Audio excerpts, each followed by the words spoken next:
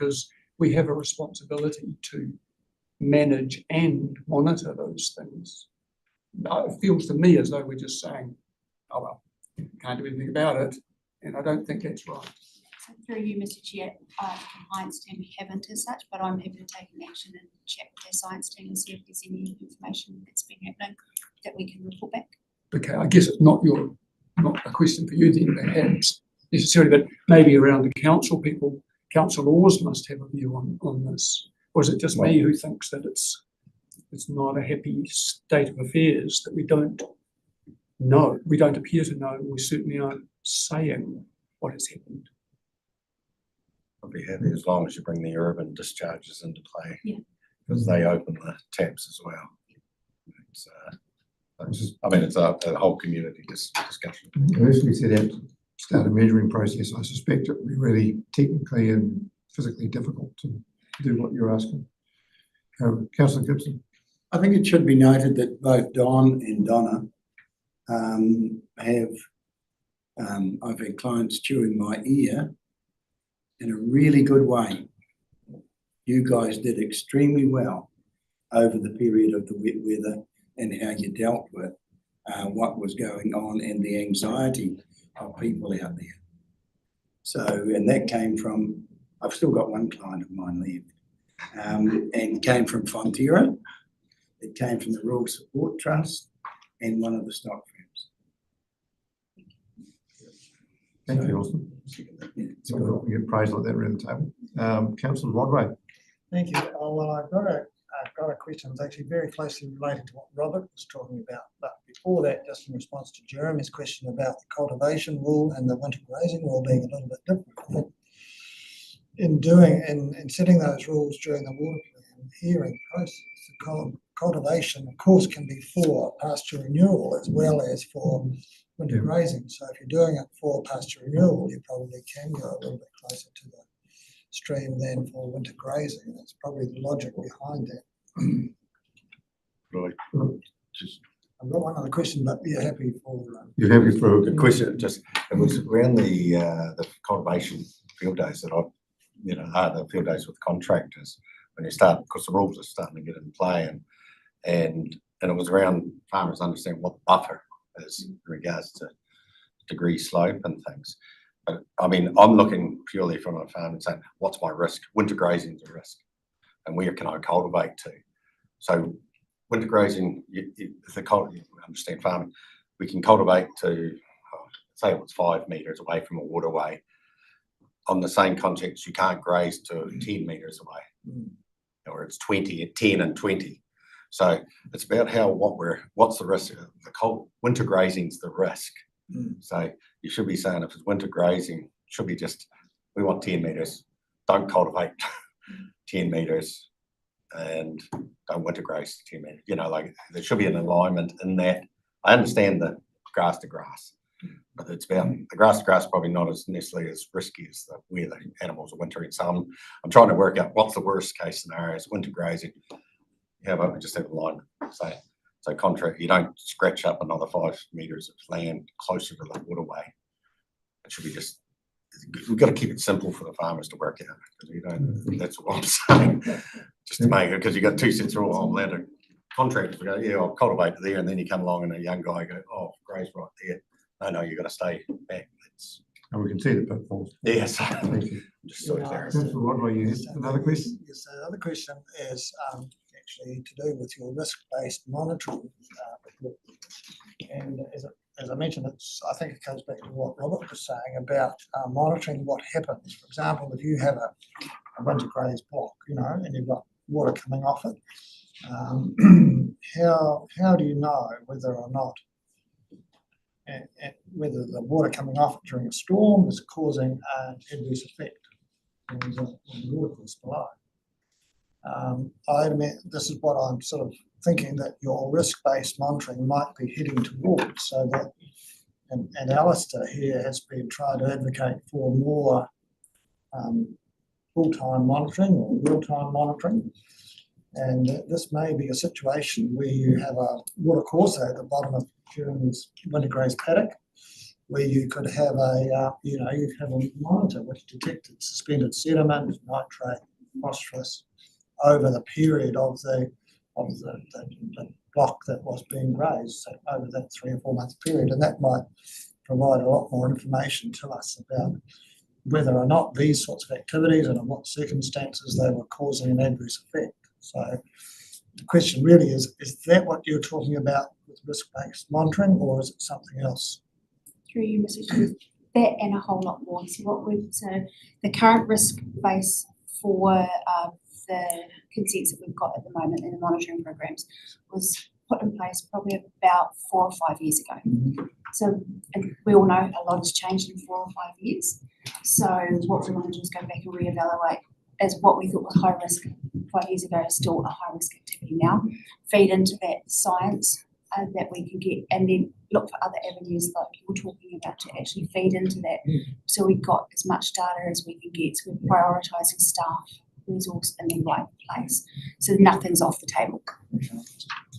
Thank you. That sounds promising. It's good. Well, Thank you. Robert raises a good point, but it's only going to be it's more spot monitoring rather than doing universal across South, and we've lost as much nutrient. It's almost physically impossible to do that. It could be calculated from models, I suppose. Yeah, I think that's the answer. Model. We know Chairman what's Hall. being put on. Sorry. Yes, Mr. Chairman, it's good to see the numbers of dairy performances going up. And interesting, 1 or 2 actually still want to have that interface on farm. And so they obviously feel they've got nothing to hide and they actually enjoy the interaction. So that's really good. Also interesting to see that the 190 kg reporting thing, the highest non-compliance was less than 10%. On a bit of a journey. That is one regulation I think that is probably making an impact, that people have learned to live with lower levels of synthetic nitrogen than they have in the past. So that's good to see. Yeah, just after Jeremy's question, I can remember the debate at the time about the setbacks, but the reason that the difference was that I said it a number of times, farmers will still want to plough out to their old plough lines before they grass, and that was the difference. Was it would only be cultivated for a short period of time after the winter crop, so the paddock looked tidy, and so that's the difference. But maybe in some of our fact sheets we need to actually put some of that stuff out there, because a lot of our rules are now they've taken effect. Some of them have been strengthened, and it's probably quite good to have some explanatory notes for the community as to what they mean. So yes, there. And it was, just on the monitoring the discharge, more being a practical farmer, I prefer we had a mitigation at the bottom of the thing, where there was a wetland or a bund. Monitoring, saying, well, that's going out there, it's probably not as good as actually trying to solve the problem. I mean, this sort of weather, you always, no matter what you've got in place, the water's going to carry on, but mitigations will make a difference. Thank you, Nicole. Councillor Ludlow. Thanks, Chairman. I've got 3 things, if I might. I think the first one, surprisingly, is the winter air quality. And my question really is, how connected are we to the ICC about this? Because, quite often that is within the city airshed, and they're their constituents also.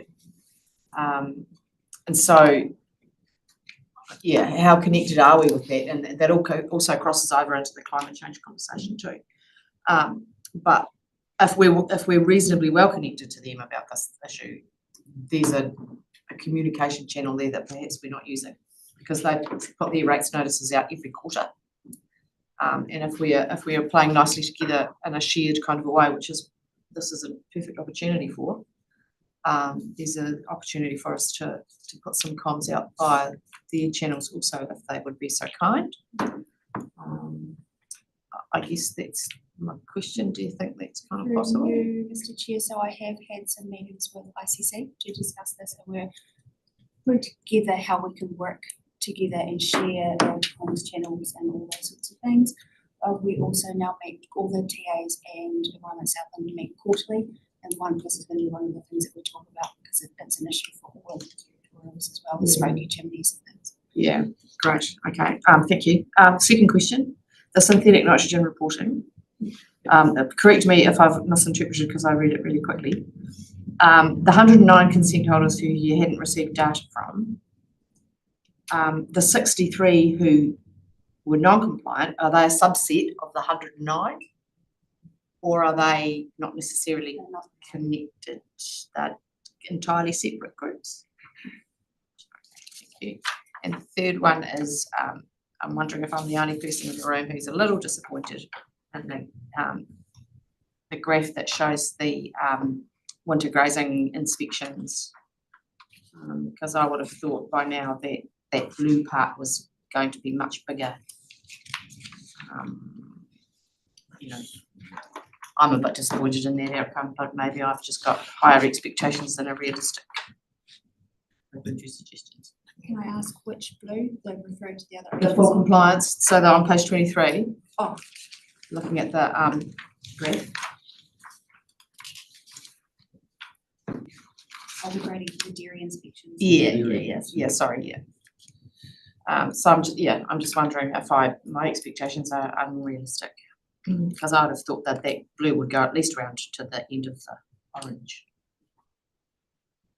Through you, Mr. Chair, so there has been an increase over the last few years in the size of that blue segment.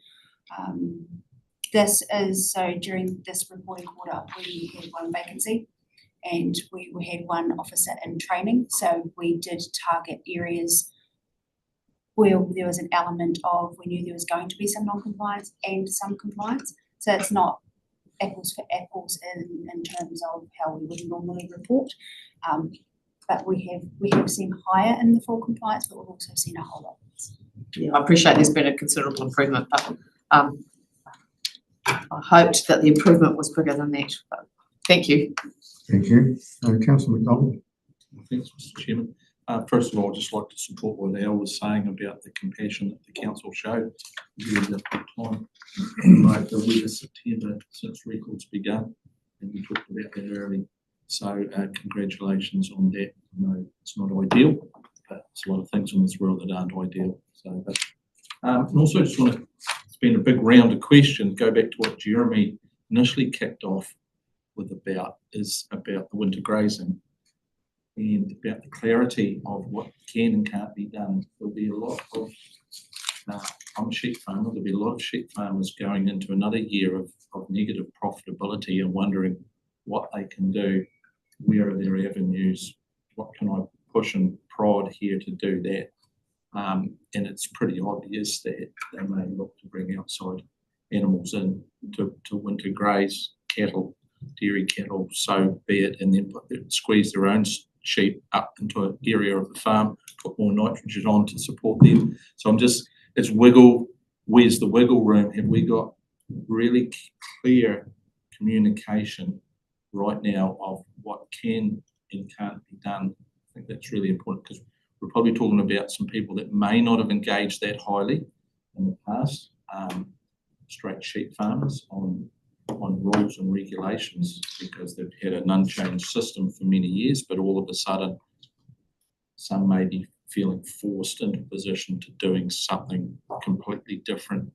So just want to keep you mindful of that if there's through those communications. Through you, Mr. Chair, so there is an internal working group that's working year round on winter grazing. Yeah. And one of the big pieces that they're working on now is what that communication suite looks like and how we can reach areas that we've potentially not had to reach before. So it's very much front of mind for the wider organisation, and our comms team are making sure that messaging is clear and able to be picked up by people who potentially haven't had to communicate with us before as well. If people are being forced, will be forced into a corner to make changes that they haven't made before. Thank you. Councillor Gibson. Yep, through you, Chair. I attended the cultivation days and it was interesting because they talked about slope and they talked about offset. And when the question was put, should we have a wetland or a phosphate scrubbing system at the bottom of the thing, there was just no energy for that at all. Where I think you would, and if you listen to Nicol said exactly the same thing, that we might be able to mitigate by having that down the bottom, because there's always going to be some sediment, phosphate, nitrogen coming off there. So what I'm sort of going to say is, and don't take this the wrong way, that maybe we need to really have a look at those communication things and get some tame farmers that, well, not tame ones, wild ones, that actually sort of critique it, so as we get it sort of in the right sort of language. And I know that that's quite a time-consuming job, but if you can get the right message out there, it makes a significant difference. The other, I'm sorry, through you, Mr. Chair. So I wasn't part of setting up those, but I'm happy to take an action back and talk to the wider team and make sure that that's front and centre. the other thing I would say in this real-time monitoring thing, that but 6 weeks ago, I got a call from the guy who's analysing these results, and he was like a father, a boy going to the Christmas tree.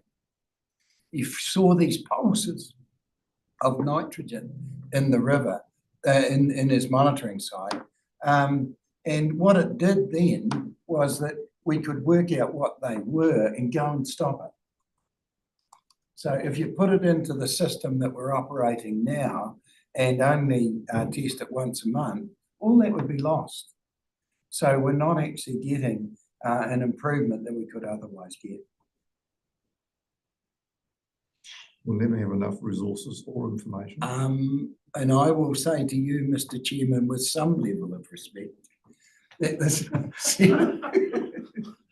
$7.6 billion goes out of Southland. If we took off that 2, 4, 5 million and got this thing right, to save taking a cow to the hectare off and a sheep to the hectare, it pays money, doesn't it?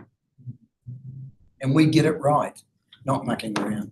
We always want to get it right, but we're trying to anticipate what the questions and what the issues will be and get answers before they ask them. Yeah, but And it's we've not got to, yet- we've we're got to responding find, a lot of the time. with respect, Mr. Chair, again, that we've got to find what our base position is. Yes. And I don't think that we're at that stage. I don't think we are either. Councillor McFarlane. Sorry, I was going to bring up the synthetic nitrogen, just give us some feedback, just in regards, obviously, me personally, I had to submit one. It was actually really interesting because it was a highly variance over our farm, and some were pushing things a wee bit, and I sort of had let the manager, he's got a plan. But there were obviously paddocks that he'd grazed were performing a lot better, and he kept on. They would go into the round, and other paddocks didn't get grazed as fast. So it was actually really good management to do the submission and review our process and realise, hey, we've got a couple of issues here. And the questions were asked, why are those? And he goes, great chrome grass. So you keep on putting them in, they got grazed more. So they sort of fitted into the rotation. So I was just getting the feedback that it actually has challenged the way we actually apply the nitrogen and trying to get a bit more, taking a bit more care and understanding, getting it spread around a bit better, utilising it better. So I was just giving feedback by making it compulsory to do something like this, so that it actually has the data has given us the information to be able to make adjustments to a better outcome. And that's all ground truth with bulkies and that doing it. So I just say it's actually good to do these things too and learn from them too. So you think you're doing it right, but then the data might say something else, challenges it. Now, the other one I was just going to say in regards to the monitoring the compliance, and if you hopefully be able to clarify that, I know it's indicating the red is with the non-compliance. I think I have asked this, it's more around paperwork. Is that would be a very low risk? It's the purple and the green, so that it could be purple would be more. I'm just trying to work out what the actual non-compliance is. So, I mean, I always focus on the purple, the significant non-compliance. That means could be, There shouldn't be any of those. yeah, well, they're the ones to worry about when in regards to the other compliance, but this is just for a quarter too, isn't it? So Very yearly. suggested this is just the quarter. I can Yeah. make sure that we bring the year next one as well. so So if there's a technical non-compliance, for example, you haven't given us your effluent management plan. plan, yeah, If we don't have that the following year, so it's on an annual basis, if we don't have it the following year and it's the second time in sequence, that then moves from a technical to a moderate because these are Okay. ongoing non-compliance. But a moderate non-compliance can also be that we've seen something on farm that could be improved, it's yeah. not significant, but it's Yeah. could be. And significant non-compliance is usually. usually really big stuff like lots of ponding, over irrigation, all those sorts of things. Yeah, before one, I'm not great with paperwork, but it's just to understand the stuff that's there. It's not like it's all flowing into rivers and things like that. It's, just Could I just, yeah, I haven't forgotten you, Morris. I wanted to get an opinion on this. Just driving back from Mossburn through Rosebush over a week ago, pouring with rain, bulky out in the paddock sowing urea. Why would you do that? I'm not a farmer, but it just seemed to me a bit silly. Are you sure he wasn't lost? He was going up and down He the shouldn't paddock. have been there. Look at that. Floated down. Yes, Mr Chairman, that speaks to the desperation and the hope that's out there. That's all, sometimes that's Just all wasting you've his got, money. isn't it? You know, we're hearing Anyway, examples. that's just It one of my Was he cynical clear look. up the next day? You knew that. It may not be urea because I've checked one or two and they say, no, it's sulfate ammonia or it's slow release. Yeah, but urea, Well, it's okay, nitrogen. maybe I was wrong. Sorry. No, you were right. Councillor Rodway, your turn. Just going back to Lyndall's question about the little circle there on page 23, I don't think that's quite right because you've got at the top there the number of inspections was 25 in total and full compliance is 16 is 64%. So the blue circle looks to be like it should be a little bit bigger. And the other two, which are 4 and 4, should be the same size and they're not. They're both 16%. So I wonder if you could Blame Excel So- software. It's the total. Councillor Rodway, so those were the winter grazing consents, so that's then pulled out separately. This chart is actually for all of the dairy inspections and refers to the numbers on page 22. Yep. The compliance ones don't relate to that circle. So that The winter circle, grazing ones don't relate to that circle. but included in these. I think we've given that a bit of a thrashing. All right, thank you. Happy to move the recommendation, Mr Chairman. Thank you, Chairman Holt. Seconded by Councillor Quayle. All those in favour, please say aye. Aye. Thank you. Thanks, Don. 9.4, the consents division report was Lacey Brown. Welcome, Lacey.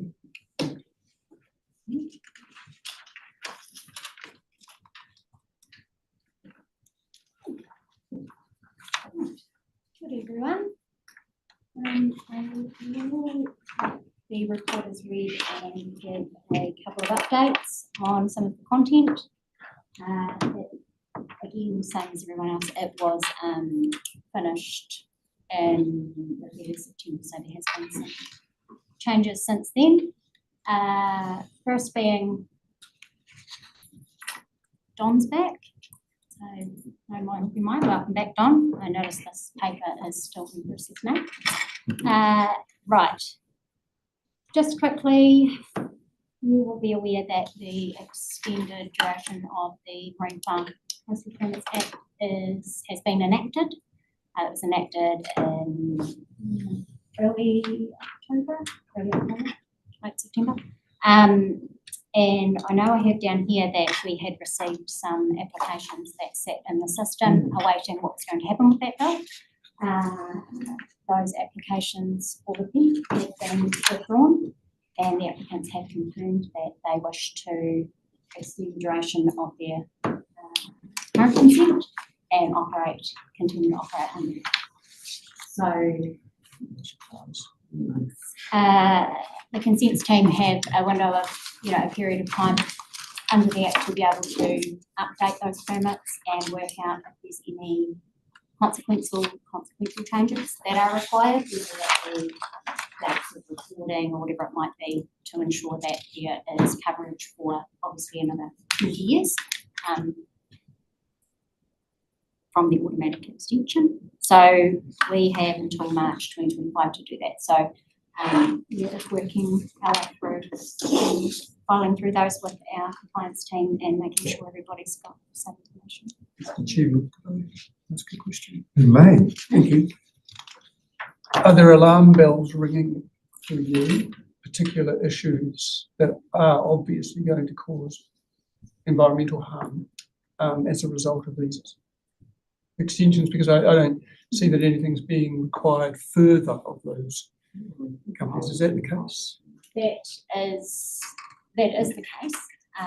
Nothing can be required further at this stage. So the particular act, is the expiry dates must be extended. Through the act, there is within a 2-year window the opportunity to consider what a review might look like. We are still awaiting guidance from the ministry around how one would take that up.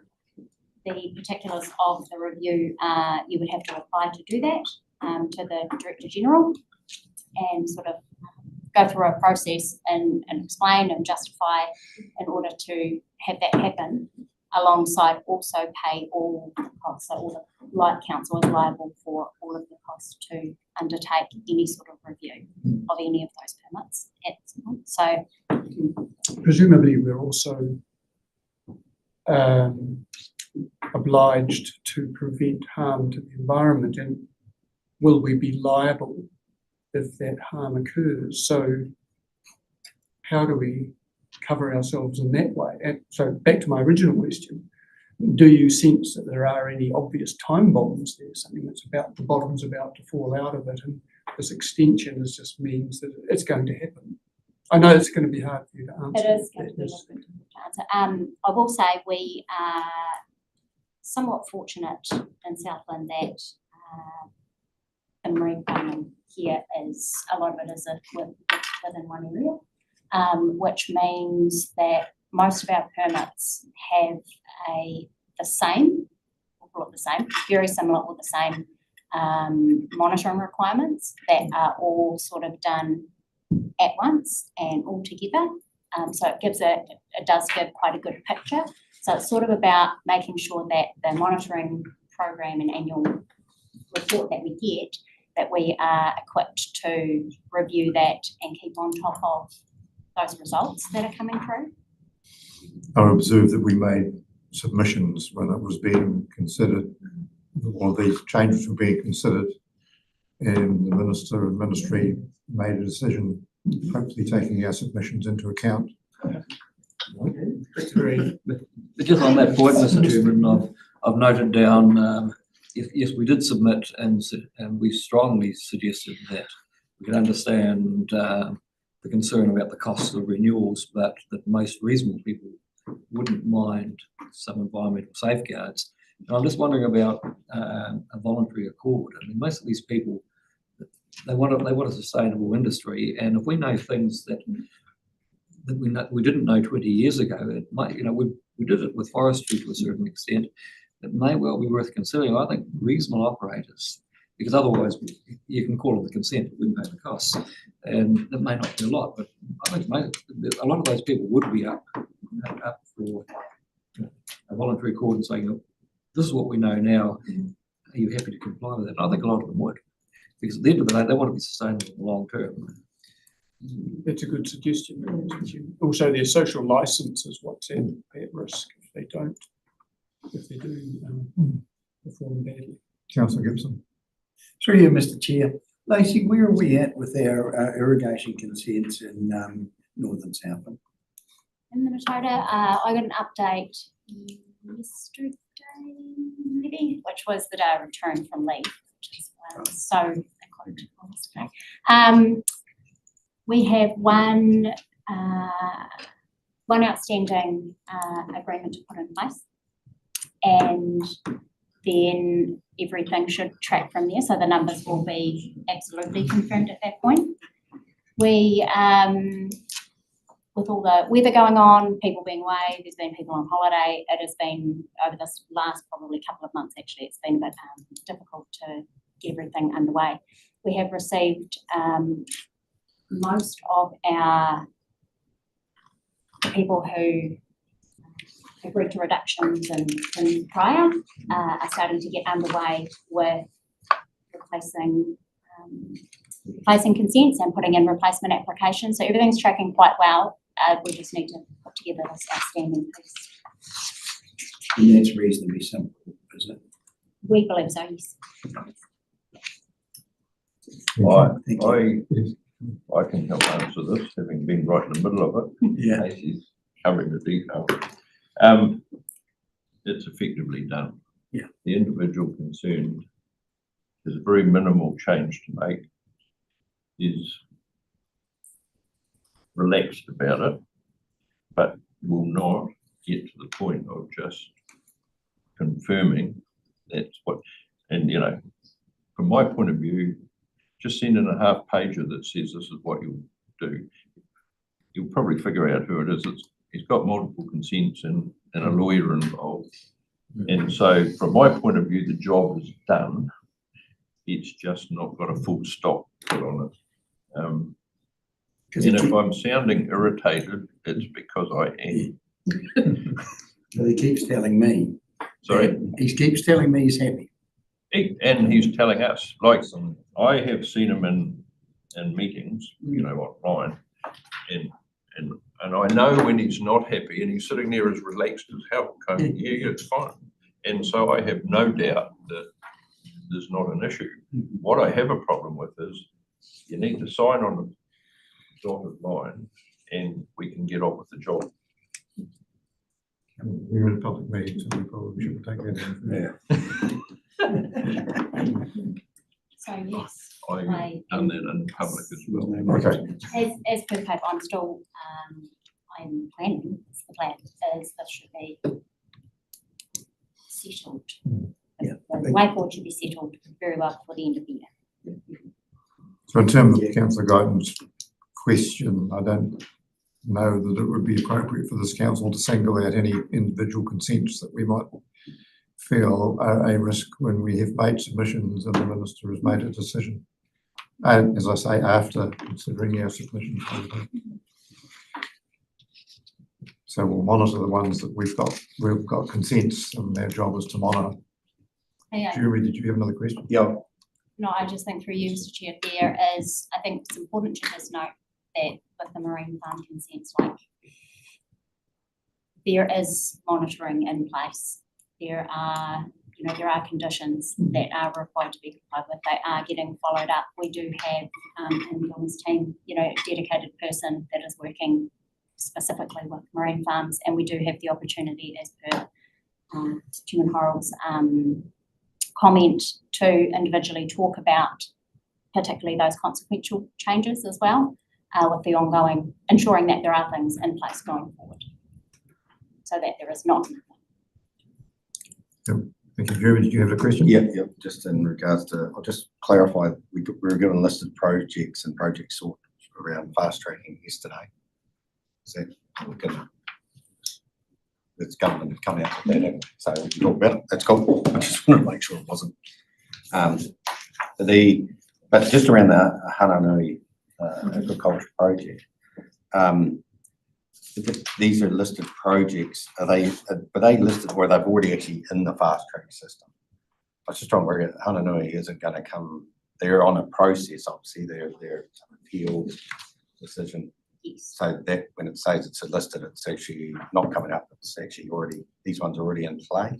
So the appeal piece of it is totally separate to this new fast track. Okay, so the new fast track, so they could put a new consent in, or they have. That, well, they have been, according to the list that's come out, Yeah. they have been, So they've got an appeal process on the original application, but they put another application into the same, to the fast track. That's what I was wanting to clarify. yeah, Same further in project. this report, talks about a deferral to, on the appeal process in the High Court to October. Earlier this month, it was deferred again actually until April, pending what was happening with this fast track. Exactly what I want to clarify, because I thought, is there two applications here going? There is, on the same, in theory, the same. In project. theory. Yeah. So I need to know. Thank you. Chairman Horrell? Yes, Mr. Chairman, I see the Waituna Lagoon application is publicly notified. Submissions for the application close on the 3rd of September. I see the submissions are being collated at the moment. What's the time frame? Is there a set time frame for a hearing? There is, in the RMA, there is a set time frame for a hearing, and it should be 75 working days, within 75 working days of the submissions closing. However, there is also the ability for the applicant to suspend processing and use that time frame, which is a whole nother 130 working days that is available to them. Currently, the application, so the update on that is the applicant has suspended that for a time while a technical review takes place. So the applicants have suspended at this stage. That means nothing can happen until this is all resolved. No actual work. No actual work on the application. All right, so we have, yes, Morris. Just one other about lock gate, tide gates. Is there any update on that? The update on that is that the parties to the hearing are still following the Commissioner's directions. I think in about the second minute now, which is supplying information, and the applicant, I think, as per the hearing, provided a amended application and amended conditions for comment from the submitters represented. Thank you. Okay, so we've had fairly complete reports and some questions and commentary. Do we, unless there's any further, do we recommend a motion to approve the recommendation, which is to receive the report? Thank you, Chairman. Seconded by Councillor Gibson. Unless there's any further discussion, I'll put the motion. All those in favour, please say aye. Aye. Anyone against? Carried. Item 9.5 is an update and review of the navigation safety bylaws of 2009, revised in 2015. I'm sorry. Can I please do the accepted paper from the beginning of the meeting? Yeah, we're going to deal with that Later. at the end, yes. Okay. We are going to deal with that later. It came in as an additional paper, and it's down at the bottom of the agenda as a result of that. Sliding in the background. Snuck in. I wasn't going to close the meeting. Stealth. Linda. Good afternoon, everyone. Through you, Mr. Chair. I take everybody's had a chance to have a look at the item regarding the review of the bylaws. It does seem since the Riverton incident in 2022, this has dragged on a little bit. We've been trying to fit in the review and amongst existing projects. It's not only our team that are looking at this review, but our policy planning team. We've obviously got a number of considerations ongoing at the moment. We'll be helping us out with the consultation phase of this. So it's kind of why things have dragged out a little bit, and it's trying to time the public consultation phase for the review of the actual infringements, which is phase 1, in line with maybe some of the other public consultations, so that we can condense both of them together and perhaps a little bit more effective in how we carry out that process. Phase 1, we are almost complete in terms of reviewing the infringement offences themselves.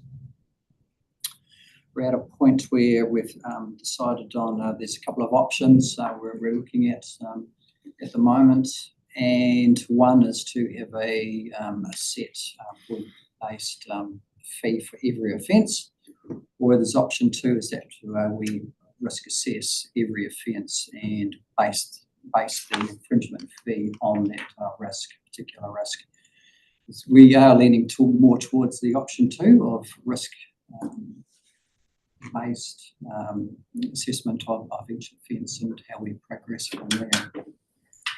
That's pretty much complete. I had a workshop earlier on in the week with my team, just going over every offence and where we saw the severity.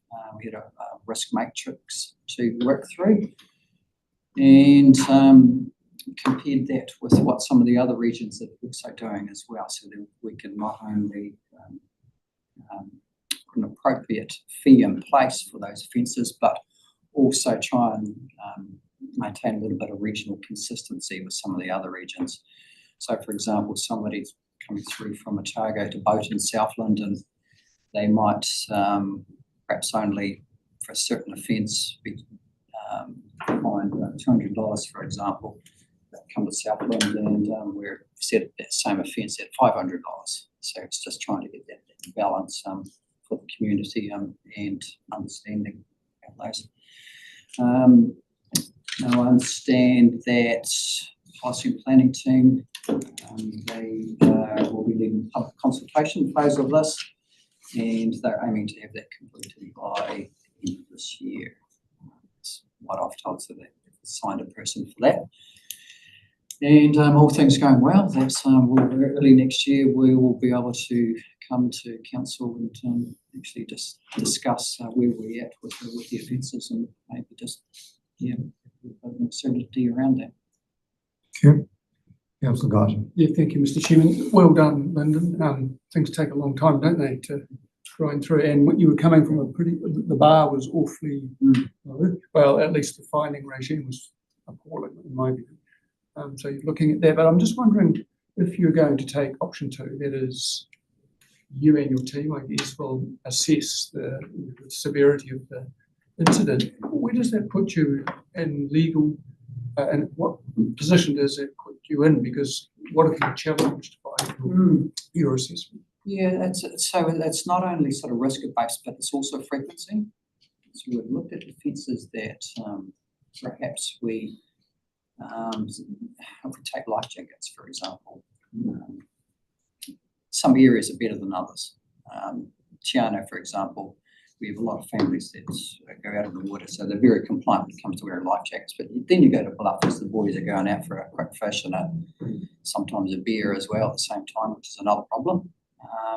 So the message is not getting through there. So our first approach has always been to go down the education role for the less serious offences, unless there is an occasion where there is a risk of serious harm or injury to somebody, then we'll take the other options, which are infringement offences.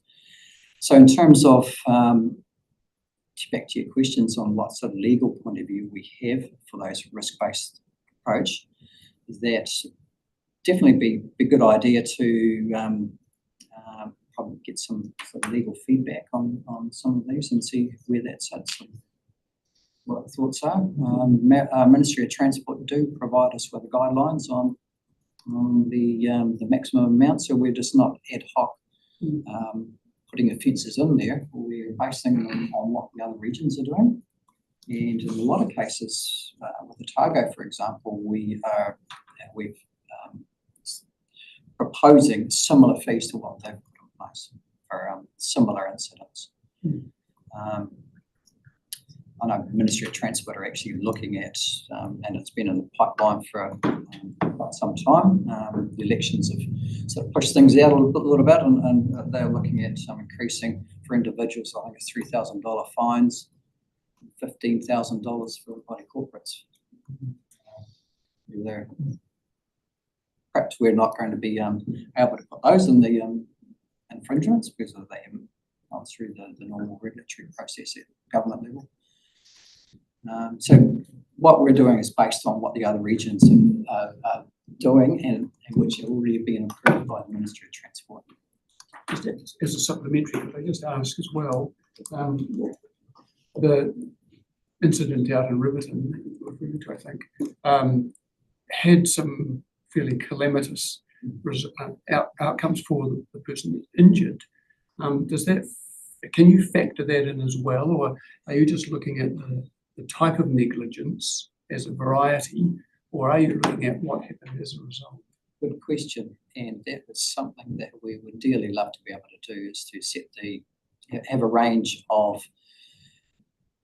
maybe not so severe incident where you could have a lower level of infringement fee, and then you have your upper level for more serious cases, for example, like the Rimpton. We don't have that ability, unfortunately, to be able to do that. There are provisions within other legislation where you cause death or injury and it's graded.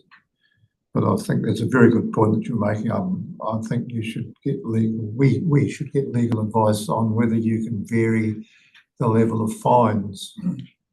So if there's a maximum of 200 for something, oh, we'll only fine you 50 on this one. I think you'd be on shaky legal grounds. So in my experience. Councillor McDonald. Yeah, I just, Robert asked some excellent questions there that I was going to ask. But anyway, I just want to congratulate you for taking an action out of that incident, you know, and the level of that fine was not in line with community expectations. No one wants to do anything like that or have anything like that, but it's the expectation of the community when they saw that $200 stand. So good work. Thank you. Just remember, it's an order in council that sets the level of the fines. It's not that we can't. Yeah. Councillor Chairman Hall. Yes, thanks, Mr. Chairman. No, good report, and I certainly support consistency between ourselves and Otago in particular, because a lot of those people go here and vice versa. But also that risk-based approach. If you've got some recidivist offender, it would be good to be able to have the ante, but the fines are certainly well out of date and certainly need to be looked at. But if we could do that, yeah, risk-based thing too within a bylaw, that would be good.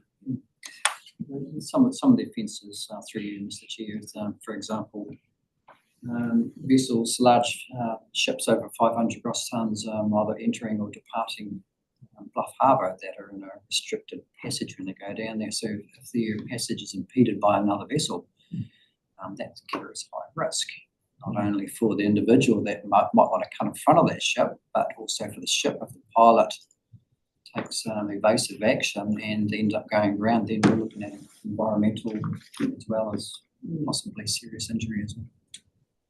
Councillor Rodway. Well, thank you. Yes, talking about ships on the ground. Recently there was an incident in the Upper Reti River region. Quite injured people being carried out. Now my question is here, it's not in this report, but do we have jurisdiction over that? And my understanding is that that part of the Reti, although I don't know exactly what it was, is controlled by the speed limit, so they're not supposed to be there effectively. So my question is, do we have jurisdiction over that? And if so, is there any investigation going on into that incident? Yes, we do have jurisdiction over it, and there is an investigation that has commenced into that support from Donna's team.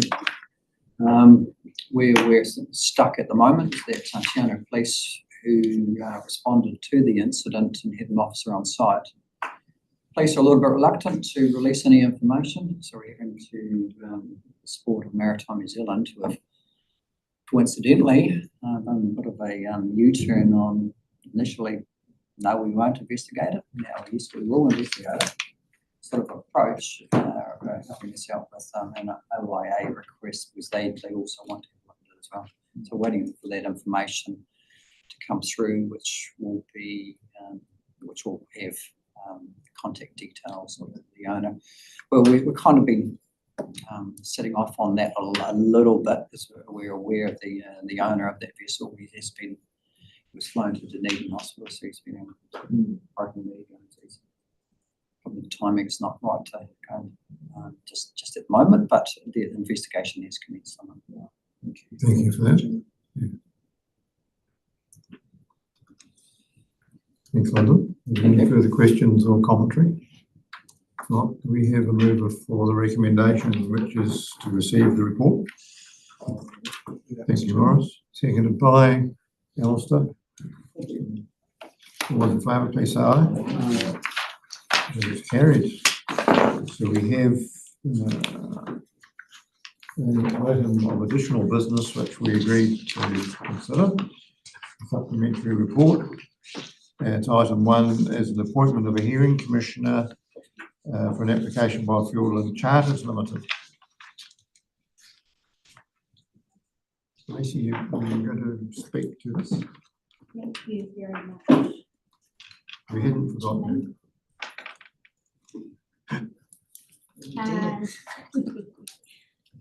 Just quickly, as you know, you may know, we had a late request from Nick Flint to push forward with the hearing of their application, so hence the supplementary report. So I really appreciate it being accepted today. It's a little bit easier on everyone. Take it as read. I hope you've had time to briefly look it over, but if there are any questions, I can absolutely answer those. Well, the questions about the appointment of a particular commissioner has been recommended. Bianca Sullivan as an independent commissioner. Can I say something? It's interesting because, you know, Bianca is a all of this sort of thing. Could we put Paul Evans with her to train him a little bit? Because I don't think he's done anything. I was unaware that Morris and Phil they'd done something in Wellington between the two of them. But, you know, because we spend a lot of money, the taxpayers rates on them. Can we try to do that? I think I put it up one other time. Nothing happened. There is so that there is an option for that. Obviously, with this one in particular, it was purely, well, mostly time sensitive, but also the applicant requested, if possible, that it be a single person if the hearing was suitable for a single person, as in the cost is to the applicant for the person to hear it. But do we, if we've got them training, it could be our cost. That's, Not the way it works. Certainly not our cost. An uneven number of commissioners if you're going to have a hearing. Okay, right, I'll back off. Then But it's just to get them trained. We I spend. appreciate the point you're making. Yeah. Don? I actually found out talking to our lawyer last night from him that you don't need an uneven number of commissioners, because I said that. No, you don't. No, technically you don't, but in practice, but you can give. It's wise. Apparently, you can give the chair to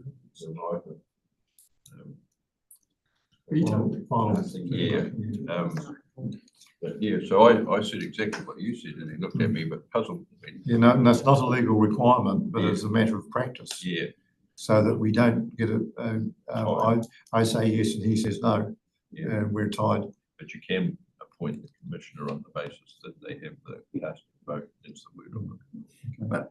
But if he's junior, he's only there to observe and get some experience. Well, yeah, there's really no legal grounding for I'm just sitting here to observe and get some experience. If you're appointed as a commissioner, then you actually act as a commissioner. Sorry. Yes, that was my question. Can an applicant request a single independent commissioner? Is there any leeway there? And to Alice's point, there'd be no reason why somebody couldn't sit in the back of the room and just observe. And there would be, there's a learning in that as well. So these are public hearings, aren't they? Well, they can make a request, but it's up to us to decide. Isn't it? Correct, yes. So there is a provision under the Act. It's not necessarily the number of persons, but it does provide them the opportunity to specifically request an external independent commissioner. And I think I'm open to, there are probably many other avenues to get some training and on, you know, specifically on decision making, probably other than just sitting in a hearing. So open to those discussions. building that up in the background, like not everything that we do, we make decisions every day. They're not all. That's right. And it's just not a random thing. We have to be sure that anyone is going to not have any conflict. Yeah, the normal channels. Councillor McDonald? Yeah, I think that's an interesting thing to be talking about. It's quite a good idea. We've just been down to Southport this morning and got introduced to their junior appointed director. And so, yeah, so it's very common on boards nowadays. You have those up and coming directors, whether it's some sort of position of learning, mentorship. So it's actually a good suggestion, but I totally get around the legalities of having someone sit in there, but it could be at least formal. Well, it's an investment into the future of this council. It is. If we pay for people and see them go through the training program, we need to give them some experience. There are opportunities to do decision making on paper, for example. Councillor McFarlane? Who's all got good making decisions? Making good decisions. Making good We decisions. have chairs. Is Paul done that? Yes. Yes, that's the Yeah. point. That's the point that. Okay, no, I was just asked the question. I didn't know who. As It these was days. Paul and Morris and It's available to any of the councillors who want to undertake the course of study that the council will support them. Paul and I went to a different one. I went to making extremely good decisions. Yeah, eight companies you did well. doing Oh, that. Did you pass? Bringing in All order. right. Good idea. Let's move Yeah, along. Tim, Yes. sorry. Two things. I completely get your point, and I was going to raise the issue of internships. It's pretty hard to get experience when you can't get experience. But in this particular case, Councillor, I think Councillor Evans might be a wee bit too close to the territory as well. There might be a conflict space for him at this particular time. So, you know, that aside, I would endorse Sullivan. I've worked with her as a fellow commissioner, and also she's prepared reports for other hearings that I've been on, and she's efficient and very knowledgeable and well across. So you're moving the recommendation? Oh, you can't. You I cannot. can't, but I'm just saying, Okay. I wouldn't I'm wouldn't happy to hesitate. move it. Councillor McPhail has I've moved seen the recommendation. Mark are working very well. Sullivan will be appointed for this particular hearing. Do I have a second for that? Yes, Ms. Chairman Hall.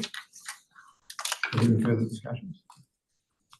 If not, put the motion, those in favour, please say aye. Is anyone against? Carried. That completes the business of this meeting. Can I just make a point? We do in mediation, we do co-mediation to bring in young fellas. There's nothing. And fallises. And me. Fallises. Yeah, of course. Young trainees should have been the word. Yeah, Don would like to make a commentary. Just bring you up to speed, it's a bit of a challenging process. You should probably stay, contact Fast Track. Are we still in our meeting? Is this in the meeting? or is- No, the meeting is concluded. Oh, so we You just can need to- sign just all need off to- things. Yeah, just before you. More people doing that too.